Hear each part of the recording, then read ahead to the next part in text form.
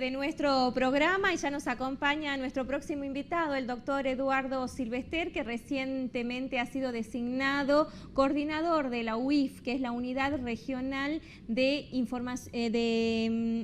la Unidad de Información Financiera, así es. ¿Qué tal, doctor? Buenas noches, bienvenido. Un nombre bastante largo para esta UIF que se instala en el norte de nuestra provincia. ¿Cómo estás, Mónica? Muy buenas noches. Bueno, realmente una institución que se ha creado a nivel nacional y que necesitaba obviamente la aplicación en todo lo que es el noroeste argentino. Se elige a Salta como sede y a su persona para llevar adelante esta función, que obviamente está muy ligada, decía yo al comienzo, con todo lo que tiene que ver también el narcotráfico. ¿Cuál es, digamos, el objetivo final de esta unidad?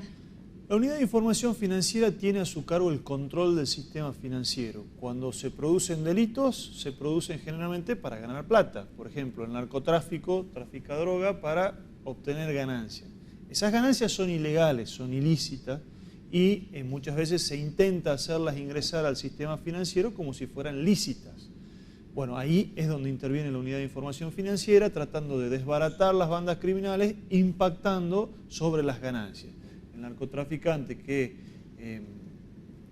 genera las ganancias y se compra un auto, se compra una casa, bueno, la idea es que no solamente recaiga una condena por tráfico de drogas, sino también que el Estado pueda recuperar el dinero, el auto, la casa, de manera de que efectivamente el impacto sobre la condena en las causas judiciales pueda ser suficiente para desbaratar completamente esas bandas. Con lo que usted nos dice, nos lleva a intuir que esto requiere un trabajo mancomunado de muchos organismos, hablando desde la justicia hasta las fuerzas de seguridad. ¿Cómo se hace para coordinar este trabajo y llegar al objetivo final, que es justamente desbaratar a aquellos que realmente cometen este tipo de ilícitos? Bueno, es efectivamente así. Lo que hace la UIF es un trabajo de colaboración y un trabajo de control que tiene que ver con un montón de actividades, no solamente las judiciales, sino también las administrativas, porque hay un montón de sujetos obligados, por ejemplo, los escribanos, los contadores, los bancos, las empresas remesadoras de fondos, en fin,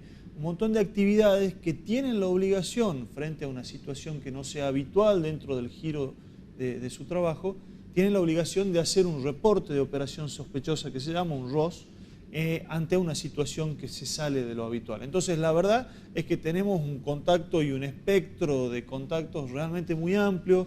Creo que va a ser importante también esta decisión del Gobierno Nacional de que la oficina ya no solo esté en Buenos Aires, sino que se cree una dependencia nacional en la provincia, que además en la provincia de Salta, cuando se empezó a hablar de esta posibilidad, el gobernador inmediatamente tomó como suya la idea, se firmó un convenio hace un par de meses con el ministro Garabano de Justicia, a raíz de lo cual se puso a funcionar la oficina que se inauguró esta semana.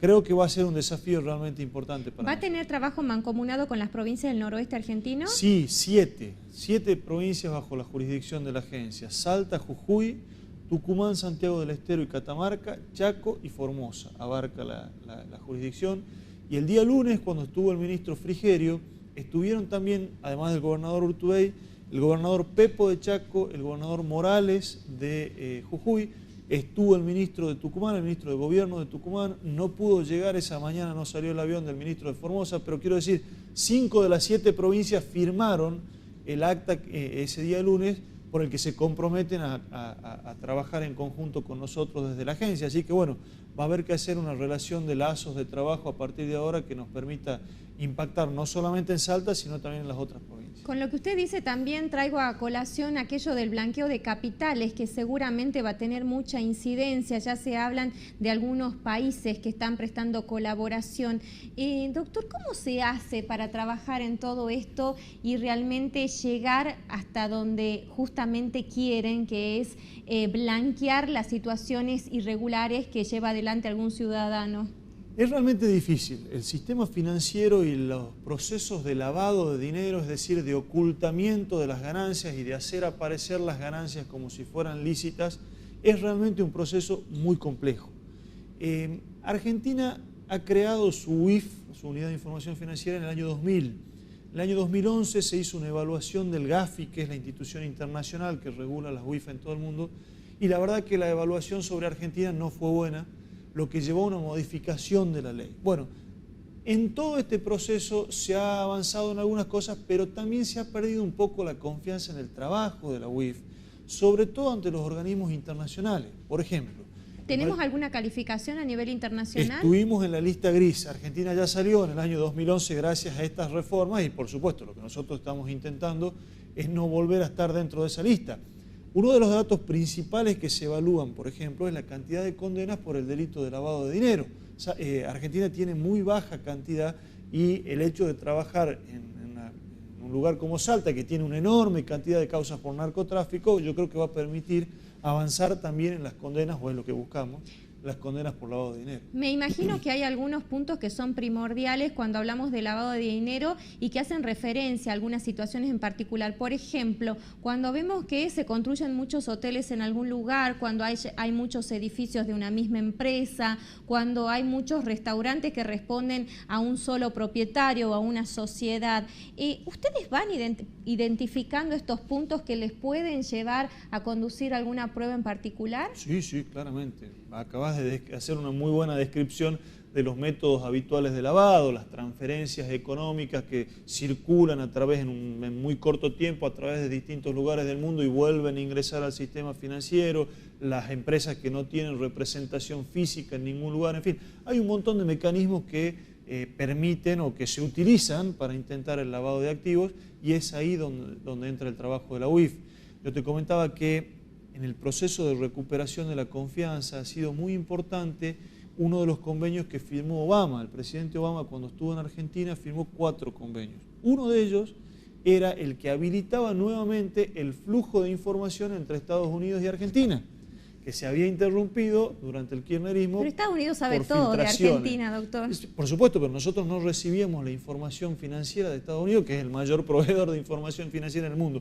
Entonces, la verdad es que fue como abrir de nuevo las puertas a estos flujos de información que le permiten a la UIF hacer un análisis mucho más profundo, mucho más serio de las personas que están involucradas en este tipo de investigación. Le voy a hacer una pregunta bastante comprometedora, quizás. ¿Cree que en Salta pueden existir algunos de estos casos donde realmente se verifique este lavado? Sin duda alguna, no me cabe la menor duda y de hecho nosotros en esto, porque la oficina se inauguró el lunes, pero la verdad es que ya hace un par de meses que venimos trabajando en estas cuestiones. ¿Y tenemos zonas más calientes? Por supuesto, la zona de frontera. Nosotros ya nos hemos presentado en 2 causas por narcotráfico en Salta capital como querellantes y en una en Santiago del Estero y otra en Formosa. ¿Y en calidad de qué se presentaron? Como querellantes, digamos, como acusadores, acompañando la acusación del fiscal porque advertimos una mecánica que pero sin tener puede ningún ser... cargo ni nada por el estilo, solamente información. No, digamos, la unidad de información, el presidente de la unidad de información financiera se presenta en el expediente representando al Estado, a la unidad de información financiera, para empujar esa investigación. ¿Estamos hablando de causas con ciudadanos extranjeros? Sí, sí, en organizaciones transnacionales que han sido detectadas en procesos de droga y que, por supuesto, sin dar detalles, porque son causas en las que estamos interviniendo, se han secuestrado grandes cantidades de estupefacientes, así que tenemos esperanza de que la investigación económica que circunda este tipo de causas termine en una condena de lavado. ¿Esto se va a hacer solamente con personal de la Policía Federal o intervienen obviamente Gendarmería o puede intervenir la Fuerza Provincial? No, la Fuerza Provincial también. El lavado de dinero siempre es un delito que tiene antes un delito precedente, es decir, se trafica cocaína y puede haber lavado de dinero. Hay casos de corrupción y puede haber lavado de dinero. Hay un hecho de contrabando y puede haber lavado de dinero. Ese delito precedente puede ser federal o puede ser provincial. Entonces, en ese contexto se puede dar una colaboración con una fuerza federal, con una provincial, con una organización administrativa. Tenemos, por ejemplo, defraudaciones al PAMI en las causas tanto de Santiago del Estero como de Formosa, en las que nos hemos presentado como creyentes, son causas de defraudaciones al PAMI, casos de corrupción. Bueno, ese tipo de secuencias es la que nosotros queremos seguir en adelante. ¿La unidad va a ser receptora de denuncias de cualquier ciudadano? Sí, puede recibir. En general hay 2 flujos de información.